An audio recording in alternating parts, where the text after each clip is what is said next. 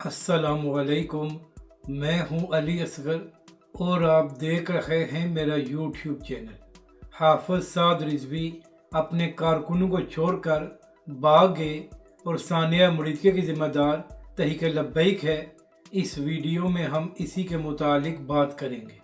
और अगर नाज़रीन कराम आपको ये वीडियो अच्छी लगे तो इसे लाइक और शेयर ज़रूर करें और कमेंट्स के ज़रिए अपनी राय का भी इजहार करें।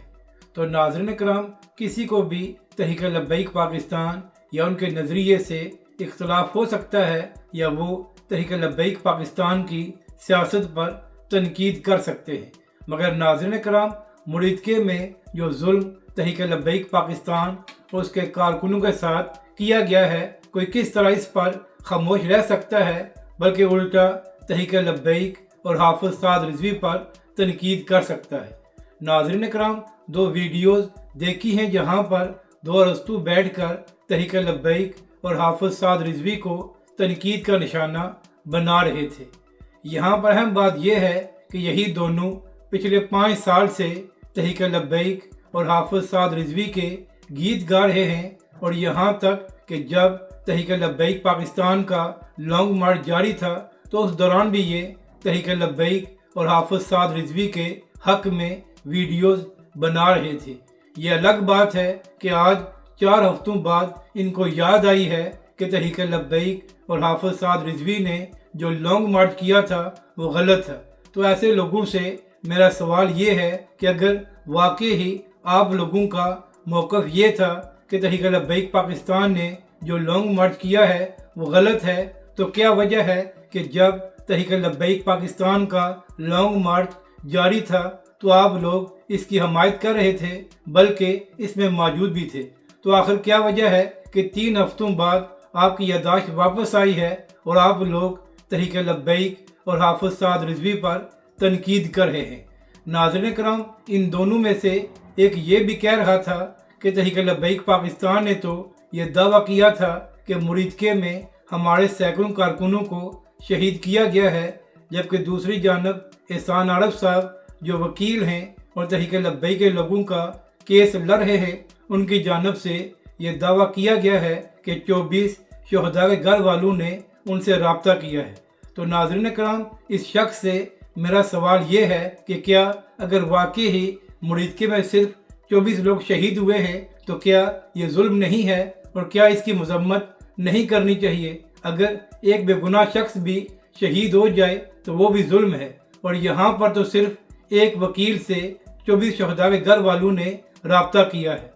और दूसरी बात यह है कि एहसान आरफ साहब ने यह कहीं नहीं कहा कि सिर्फ यही 24 लोग शहीद हुए हैं, बल्कि उनकी जानब से ये कहा गया है कि 24 शहदा के घर वालों ने उनसे रब्ता किया है। तो लिहाजा जिन लोगों ने ये 24 शहीद किए हैं उनकी मजम्मत करो। और दूसरी बात यह है कि पंजाब हुकूमत का तो मौक़िफ़ ये था कि मुरीदके में 3 लोग शहीद हुए हैं, और यहाँ पर एहसान आरफ साहब ये कह रहे हैं कि 24 शहदा के घर वालों ने उनसे रब्ता किया है। तो ज़रा हिम्मत करके अपनी सहाफ़त को जगाओ और पंजाब हुकूमत से ये सवाल करो कि आपका मौक़िफ़ ये था कि तहरीक लब्बैक के 3 लोग शहीद हुए हैं, और यहाँ पर सिर्फ एक वकील से 24 शहदा के घर वालों ने रब्ता किया है। और फिर नाज़रीन कराम, यही शख्स अपनी वीडियो में ये भी कह रहा था कि हाफिज साद रिजवी अपने कारकुनों को छोड़कर भाग गए और उनके कारकुन वहाँ पर मार खाते रहे। तो ऐसे शख्स से मेरा सवाल ये है कि वीडियोस मौजूद हैं कि हाफिज साद रिजवी स्टेज पर आंसू गैस की शेलिंग की वजह से बेहोश भी हो गए थे, और ये इस बात का सबूत है कि तहरीक लब्बैक के अमीर हाफिज साद रिजवी ने अपने कारकुनों का साथ नहीं छोड़ा था। और दूसरी बात यह है कि अबसार आलम साहब जो सीनियर सहाफ़ी और तज़कियाकार हैं, उनकी जानब से यह दावा किया गया था कि उनके ज़राए ये खबर दे रहे हैं कि हाफिज साद रिजवी तहवील में हैं। तो अगर तुम खुद को सहाफ़ी कहते हो तो तुम्हारा हक बनता है कि तुम दोनों जानब का मौक़िफ़ पेश करो, ताकि पाकिस्तानी अवाम और तहरीक लब्बैक के कारकुनों को तमाम खबरें पहुँच सके। अगर कुछ ज़राए ये दावा कर रहे हैं कि हाफिज साद रिजवी और उनके भाई वहाँ से निकलने में कामयाब हो गए थे, तो दूसरी जानब कुछ ज़राए और सहाफ़ी ये भी दावा कर रहे हैं कि हाफिज साद रिजवी और उनके भाई तहवील में हैं। तो अगर तुम खुद को सहाफ़ी कहते हो तो कम अज़ कम दोनों जानब का मौक़िफ़ पेश किया करो। नाज़रीन कराम, ये कैसे लोग हैं कि जिन लोगों ने जुल्म किया है उनकी मज़म्मत नहीं कर रहे, बल्कि उल्टा तहरीक लब्बैक और हाफिज साद रिजवी पर तनकीद कर रहे हैं। और बार बार ये बात कही जाती है कि जब पाकिस्तान के मामलात अफ़गानिस्तान से ख़राब थे तो उस वक्त तहरीक लब्बैक पाकिस्तान ने प्रोटेस्ट करने का क्यों ऐलान किया। तो ऐसे लोगों को मेरा जवाब ये है कि इसी दौरान जमात इस्लामी ने भी 2 बार प्रोटेस्ट किया है। तो अगर जमात इस्लामी प्रोटेस्ट कर सकती थी तो फिर तहरीक लब्बैक का रास्ता क्यों रोका गया और तहरीक लब्बैक के ख़िलाफ़ ताकत का इस्तेमाल क्यों किया गया। और दूसरी बात यह है कि अगर ये लोग मामलात को ख़राब नहीं करना चाहते थे तो हाफिज साद रिजवी तो बार बार ये बात कर रहे थे कि हम मुज़ाकरात करने को तैयार हैं। तो क्या वजह है कि मुज़ाकरात को एक दिन और नहीं दिया गया और तहरीक लब्बैक के कारकुनों पर ऑपरेशन किया गया। नाज़रीन कराम, इन लोगों की इतनी हिम्मत नहीं हो रही कि जिन्होंने जुल्म किया है उनकी मज़म्मत की जाए। ये लोग उल्टा तहरीक लब्बैक और हाफिज साद रिजवी पर तनकीद कर रहे हैं। तो ऐसे लोगों से मेरा एक ही सवाल है कि अगर वाकई ही आपका मौक़िफ़ पहले दिन से यही था कि तहरीक लब्बैक और हाफिज साद रिजवी ने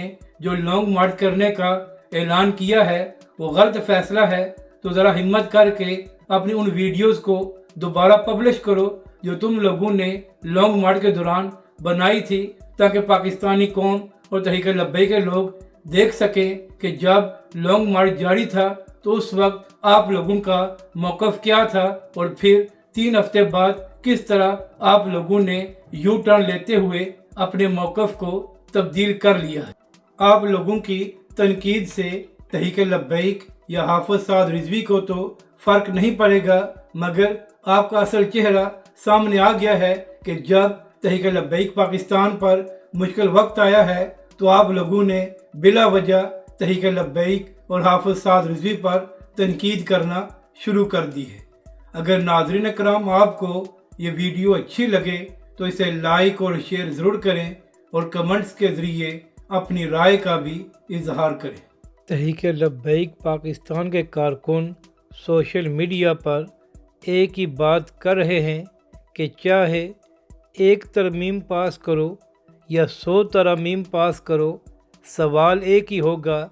कि मुरीदके में गोली क्यों चलाई और तहरीक लब्बैक के कारकुनों का खून क्यों बहाया जब तहरीक लब्बैक और हाफिज साद रिजवी मुज़ाकरात करने को तैयार थे।